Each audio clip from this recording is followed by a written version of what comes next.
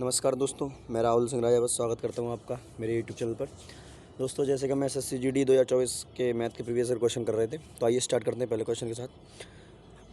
चलो देखो, इसको सोल्व करना है। तो 9 में से 11 8, 7 दूनी 14, 14 और 8 कितना होता है 22। यहाँ से आ गया 1 प्लस 24 9 में 9 चौक 36 और 1 37। लास्ट यूनिट डिजिट 7 आएगा, खत्म सवाल। ठीक है, जोड़ना नहीं है पूरा, ये मैंने यहाँ से कर लिया 4 9 36 और यहाँ से 1 बचा, तो 6 में 1 जोड़ूंगा तो 7 आएगा। मेरा आंसर खत्म हो गया। बोला कि दो भाइयों की वर्तमान आयु का अनुपात कितना है? 11:13 है। 6 वर्ष पहले उनकी आयु का अनुपात 4:5 रहा होगा, है कि नहीं भाई? बिल्कुल सही बात है। 5 वर्ष बाद उनकी आयु का अनुपात कितना होगा? अच्छा, मुझे एक बताओ, यहाँ उनकी आयु के बीच में कितने का अंतर है? 2 का। यहाँ कितने का है? 1 का। आयु का गैप तो बराबर रहेगा ना हमेशा यार। 4 दूनी 8 और 2 पंच 10, बराबर कर लो। कितना बढ़ रहा है हमारे हिसाब से? 3। और 3 की वैल्यू कितनी दे रखी है इसने? 6। यानी 1 की वैल्यू आ गई 2। अगर मैं वर्तमान आयु निकालना चाहता हूँ तो इसकी आएगी 22 और इसकी आएगी 13 दूनी 26। पूछा गया 5 साल बाद। 22 5 कितना होता है? 27। 27 किसी में दिख रहा है, केवल एक ही है, और बाकी सॉल्व कर लेते हैं। और इसकी आ जाएगी 22 5 31। तो 27:31 जो है मेरा अनुपात आ जाएगा। ठीक है, चलो देखते हैं। 10 × 10 करेंगे, ये 10,000 आ जाएगा। ये 10,000 सॉरी 1,000 आएगा ना, माइनस 100 और इसको करेंगे तो ये भी 1,000 हो जाएगा। 1,000 से जाएगा 3 बार, तो यहाँ से आएगा +3, तो ये आ जाएगा 900। 900 में से 3 कटेंगे 800 900। अच्छा, 3 प्लस करना, तो 903 मेरा आंसर आ जाएगा, है कि नहीं भाई?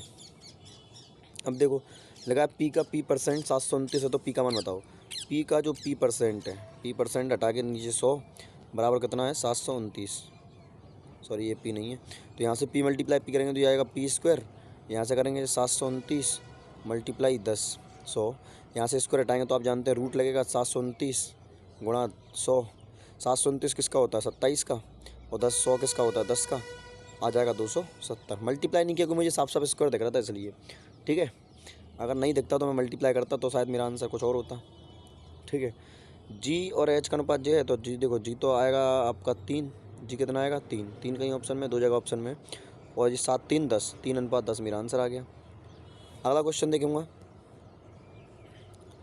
बोला इसको काटूंगा तो 13 13 6 78 और 13 9 117। 13 6 78, 13 9 117। 15 से 15 करूँगा 225। यूनिट डिजिट देख लिया करो एक बार कि शायद यूनिट डिजिट सबके अलग अलग है, तो मेरा आंसर आएगा 9 5 14। 14 में 7 करूँगा, 7 आएगा मेरा आंसर लास्ट में। 267 जो है करेक्ट आंसर। ठीक है, अगला क्वेश्चन देखो। डी अकेले किसी काम को 100 दिनों में कर सकता है? पूरा कर सकता है। अच्छा, डी अकेले काम का आधा भाग 100 दिनों में कर सकता है, तो डी पूरा काम कितने दिनों में करेगा? 200। 200 दिन लगेंगे, तो मैं अच्छा मान लेता हूँ कि डी क्षमता 1 है, तो 200 दिन में 200 काम करेगा। ठीक है, तो 47 दिन में कितना काम करेगा? तो भैया एक क्षमता से 47 दिन में 47 काम करेगा। काम कितना है? 200। प्रतिशत पूछा है, गुणा 100 कर दो। 100 से जो है 200 और ये गया कितना? 46 23 होता है। आधा 23.5 होगा मेरा आंसर। ठीक है कि नहीं? आगे देखो, अगला क्वेश्चन है। एक समलम चतुर्भुज की भुजाएं 15 सेंटीमीटर 16 सेंटीमीटर, इसका क्षेत्रफल इतना दे रखा है। समलम चतुर्भुज की भुजाओं की बीच की दूरी बताओ। देखो, समलम चतुर्भुज का क्षेत्रफल क्या होता है? 1/2 इंटू पैरेलल साइडों का योग इंटू एच। तो देखो, क्षेत्रफल दे रखा है 961 बराबर 1/2 पैरेलल भुजाओं का योग कितना है? 15 और 6 31 और गुणा हाइट निकालनी है। 31 से काटूंगा 31 बार, और 31 इंटू 2 62। आंसर मेरा आ गया 62। अगला क्वेश्चन देखेंगे। 5 क्रमागत संख्याओं का औसत 19 है। अगर 19 5 क्रमागत संख्याएं हैं तो एक बात समझो, और क्रमागत है तो यहाँ 2 रही होंगी और यहाँ 2 रही होंगी। पूछा गया सबसे बड़ी संख्या क्या है? 19 20 और 21। आंसर कितना आ जाएगा? 21। अगला क्वेश्चन देखो, इनके तो आंसर ही नहीं चुके। किसी संख्या में क्रमिक रूप से 10 40% और 60% की वृद्धि की जाती है के स्थान पर 44% की कमी कर दी जाती है ना? तो प्राप्त किए गए परिणाम का मान सही वेस्ट मान कितना गया होगा? वेस्ट मान का कितना होगा? अच्छा, देखो हुआ क्या है कि मान के चलो किसी संख्या में वृद्धि करनी थी, तो 60 और 4 240 वृद्धि होती। कितनी होती? कितने की? देखो 60 की वृद्धि होती। क्या कर रहा हूँ मैं? देखो, 5 से होती संख्या 2 की वृद्धि 7। 60 से होती संख्या कितनी? 5 से वृद्धि कितने की? 3 8 की। यानी अगर संख्या 25 होती, संख्या होती 70 56, यानी कितनी की वृद्धि हो रही है? मतलब वृद्धि के स्तर में 44% की कमी कर दी, तो जो है परिणाम मान सही वेस्ट मान का कितना परसेंट है? अब देखो, अब क्या कर रहे हैं? कमी कर रहे हैं। कितने कर रहे हैं? कमी 44% की। 100 पे 44 के परसेंट मतलब 56 रहेगी संख्या। यहाँ पर मैं संख्या कितनी मानी है? 4 25। यहाँ पर कितनी है? 100 मल्टीप्लाई कर लूँगा बराबर हो जाएगा, तो ये भी कर लूँगा। 6 चौक 24, हंसलाई 2, 6 और 4 पंचे 20, 2 22। ये जो अभिष्ट मान है इसका कितना परसेंटेज निकालना है, तो 56 का 224 कितना परसेंट है, 56 224 का कितना परसेंट है ना। 4 से कट रहा है, 4 एकम 4, 4 चौक 16, 4 से 4 पंचे 20, 4 छंग 24, 14 एकम 14, 14 चौका 56 है ना, और 4 से काटेंगे 25 बार, कितना आ गया दोस्त 25%। ठीक है, मैंने थोड़ा सा खुद से बड़ा कर दिया, आप चाहो तो इसको और छोटा कर लेना।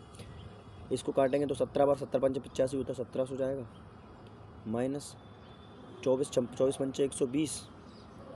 वैसे यूनिट डेट अलग अलग है, अगर देखो ये 7 जीरो आएगा, 6 चौका 24, 4 ये और 3 दूनी 6, तो -8 आना चाहिए यूनिट डेट। 8 2 में का है, सॉल्व ही करना पड़ेगा। 24 पंचे 120, 24 छः 144 होता है। ठीक है, और जगह कितना है, 3 दूनी 6, 3 दूनी 6 और 3 एकम 3, ये माइनस करना है, 2 जगह माइनस है ना, नहीं इसको प्लस करना है। इसको करेंगे तो जाएगा 1844, कितना जाएगा 1844, और माइनस करना है क्या 366, तो 14 में 6 गए 8, फिर यहाँ बचेगा 13, 13 में 6 गए 7, 78 मेरा आंसर आएगा। 78 इसमें भी है, दोनों में 78 था, तो यहाँ से करें 7 में से 3 के कितने बचे 4, हासिल आ गई 1, 1478। ठीक है, अगला संख्या देखेंगे। अगला क्वेश्चन क्या है, एक शर्ट का मूल्य 1200 रुपये अंकित किया जाता है और 15% छूट दी जाती है, शर्ट का विक्रय मूल्य कितना है। तो 1200 की चीज़ है, 15% की छूट देगी, कितने की बेचेंगे, 15 45 3, यानी 17 की बेचेंगे, कितने पे 20 पे। 0 से काटेंगे 0 बार 60 गया है ना, 0 6 7 42, लास्ट में 2 आना चाहिए, लास्ट में 2 एक ही में 1 गया मेरा, 1220 मेरा आंसर आ गया। ठीक है, और वैसे भी ऑप्शन करते इनको करना भी नहीं चाहिए था, वैसे यही मेरा आंसर था, क्योंकि 1200 से कम ही की जाएगी छूट देगी, सारे ऑप्शन 1200 से बड़े थे, सॉल्व करने की जरूरत ही नहीं थी अभी। मानव प्रारंभ ए से प्रारंभ करता है, 29 घंटे में बी पर पहुंचता है, 2/9 दूरी 9 किलोमीटर चाल से और शेष दूरी 12 किलोमीटर चाल से तय करता है, ए बी के बीच की दूरी कितनी है। अब देखो अपन क्या करते हैं, इन दूरियों का मल्टीपल मान लेते हैं, आंसर वो दूरी मान लेते हैं इन दोनों के मल्टीपल। 9 और 12, 12 8 96 मान लूँ मैं, 12 नंबर 108 होता है, 108 मान लेता हूँ मैं दूरी।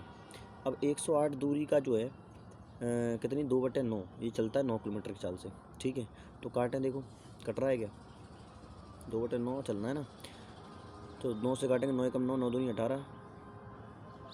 ठीक है, और 3 तरह का 9, 3 चौको 12, 3 से काटेंगे, सॉरी 3 से कटेगा नहीं, 4 दूनी 8, 8/3, यानी इसको लगता 8/3 दूरी इतनी चलने में लगता 8/3 घंटे लगते।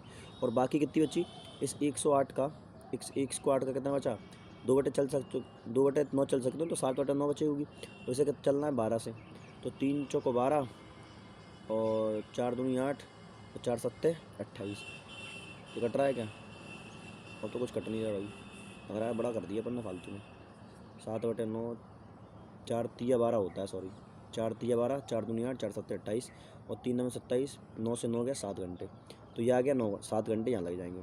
तो देखो अपने हिसाब से टोटल टाइम कितना लग रहा है, 7 तिया 21, 8 29, कितना लग रहा है 29/3, लेकिन उस क्वेश्चन के हिसाब से कितना लग रहा है 29। एक की वैल्यू निकालेंगे, एक की वैल्यू आ गई 3, हमने दूरी कितनी मानी थी 108, तो 108 में मल्टीप्लाई करेंगे तो 8 तिया 24 और 3 एकम 3, आंसर आ गया 324 किलोमीटर। ठीक है कि नहीं। अगला क्वेश्चन देखेंगे भाई, बोला है अमित विनीत से 3 गुना कुशल है, यानी ये बोलता है अमित जो है विनीत से 3 गुना कुशल है। ठीक है, 1/3 के आगे कारीगर है, इसलिए वो एक काम को विनीत से 32 दिन में अधिक लगता है। आप जानते हैं ये एफिशिएंसी का रेशियो, तो टाइम का रेशियो उल्टा होता है, तो ये बेटा 1/3 आ जाएगा। हमारे हिसाब से कितना कम ले रहा है 2, उसके हिसाब से कितना कम ले रहा है 32, एक की वैल्यू कितनी आ जाएगी दोस्त 16, यानी अमित को कितना टाइम लगता है 16 दिन लगते हैं, और 16 दिन में 3 की क्षमता से 48 काम कर लेगा। अब बोलता है यदि भी दोनों एक साथ काम करें तो उसी काम को कितने दिन पूरा करेंगे, उनकी दोनों की क्षमता कितनी है 4, काम करेंगे 12 आएगा आंसर, 12 दिन। ठीक है, नेक्स्ट क्वेश्चन देखेंगे। बोला गया 17 छात्रों के औसत अंक 180, लेकिन परिणाम पाया गया कि एक छात्र के अंक गलती से 27 के कितने जोड़ दिए 72, मतलब माइनस करना पड़ेगा, औसत में जो भी होगा माइनस करना पड़ेगा। तो कितना अंतर आ रहा है, 12 में 7 गए 5, 6 में से 2 गए 4, 45 का अंतर आ रहा है, यही तो बात है। हाँ ठीक है, कितने पर आ जाएगा, ये कितने बटेगा 17 पे, तो 17 दूनी 34, 2 पॉइंट करके कुछ माइनस करना पड़ेगा, मतलब कुल मिला के 183 तो मेरा आंसर होगा नहीं, है ना। 180 भी मेरा आंसर नहीं होगा, क्योंकि 2 कम करना है। 178, 2 से पॉइंट से कुछ ज़्यादा ही कम करना पड़ेगा, तो 177 मेरा आंसर आएगा। क्यों 178, देखो 2 तो कम हो गई और पॉइंट कुछ और कम होगा, तो पॉइंट जब कुछ कम तो पॉइंट और कुछ कम होगा, तो 178 से कुछ कमी तो मेरा आंसर आएगा, तो 177 मेरा करेक्ट आंसर होगा। ठीक है कि नहीं भाई, आई होप आपको समझ में आ गया होगा यार, सिंपल क्वेश्चन था। अगला क्वेश्चन क्या है कि एक आदमी 1 रुपये में 15 आम खरीदता है, कितने आम बेचे के 25% की हानि हो जाए। कितने की हानि करनी है भाई? 25% की, मतलब 4 की चीज़ कितने बेची रही है? 3 की। अब बचाओ, पहले 3 कितने खरीदा था? 15, 1 की वैल्यू 5, 5 को 20%, 20 वैल्यू, आंसर आ गया 20। ठीक है, इतना सिंपल क्वेश्चन है यार, ख़त्म करो। तो यार 2 वर्षों में कोई 10,000 रुपये की धनराशि चक्रवृद्धि ब्याज के और साधारण ब्याज के बीच का अंतर कितना है? 2401 है। तो वार्षिक ब्याज दर निकालो। देखो बहुत ध्यान से समझना इस क्वेश्चन को। जैसे मेरी बात को समझना, आपको क्या करना है कि साधारण ब्याज और उनके बीच के अंतर कितना है? 2401 है। वार्षिक ब्याज की दर ज्ञात करो। देखो दोस्तों यहाँ पे एक फॉर्मूले का काम लेंगे। जैसे आप जानते हैं 2 साल के चक्रवृद्धि और साधारण ब्याज के बीच का जो अंतर होता है वो होता है P इंटू क्या होता है? P इंटू R अपॉन 100 का होल स्क्वायर। क्या होता है? P इंटू अपॉन R 100 का क्या होता है दोस्त? होल स्क्वायर होता है। ये फॉर्मूला है आपका, बस यहाँ रख दो, वैल्यू आ जाएगी। तो अंतर कितना आएगा? 2401। अंतर है 2401 का, बराबर मूल धन कितना है भैया आपका? 1 2 3 3 6 जीरो लगे हैं। ठीक है, यहाँ से करेंगे R स्क्वायर और यहाँ आ जाएगा 2 4 जीरो यहाँ आ जाएंगे, है कि नहीं भाई? तो 4 जीरो से तो 1 2 3 4 जीरो ये ख़त्म हो गए। ठीक है, अब देखो यहाँ से R स्क्वायर की वैल्यू निकालनी है, तो ये 100 यहाँ आएगा। अब बताओ ये किसका स्क्वायर होता है? आप बोलोगे सर 49 का 2400, क्योंकि यहाँ से रूट चढ़ेगा ना इसके ऊपर, और ये किसका आएगा? 10 का। यहाँ डिवाइड करेंगे तो आएगा 4.9। कितना आ जाएगा? 4.9%। ठीक है ना दोस्त। अगला क्वेश्चन देखेंगे भाई। बोला है कि एक आदमी एक कप को 1792 रुपये में बेचकर 12% का लाभ कमाता है। यदि वो इसे 1772 में बेचता तो हानि प्रतिशत बताओ। अब देखो 1792 में बेचता तो 12% का हानि 12% का लाभ कमाता।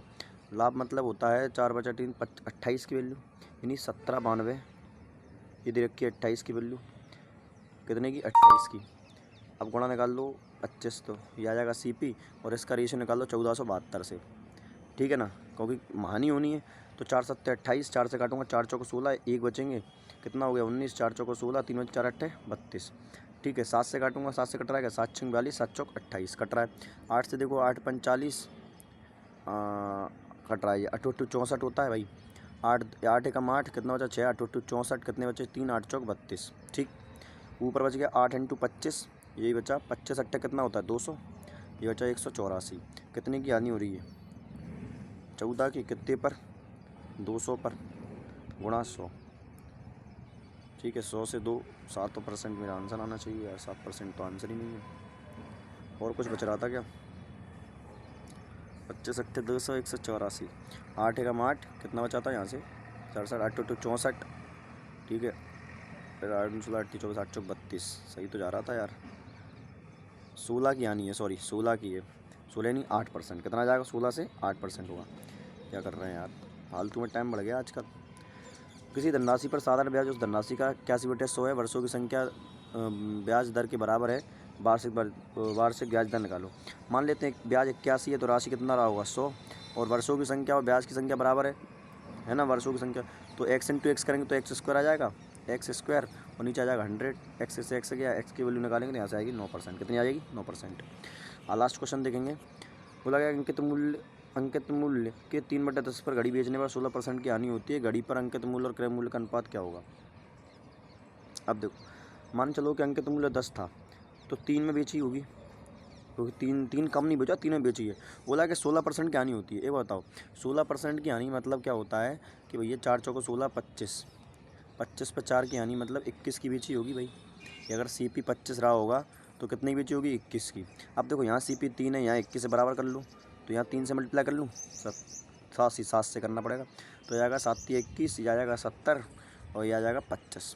यानी क्रय मूल्य कितना है? 25, बेची की विक्रय मूल्य कितना? 21, और अंकित मूल्य कितना? 70। पूछा क्या है? घड़ी के अंकित मूल्य सही 70 और क्रय मूल्य का अनुपात 70/25। काटेंगे यहाँ से, तो 5 5 एकम 5, 5 चौको 20, 5 25, 14/5।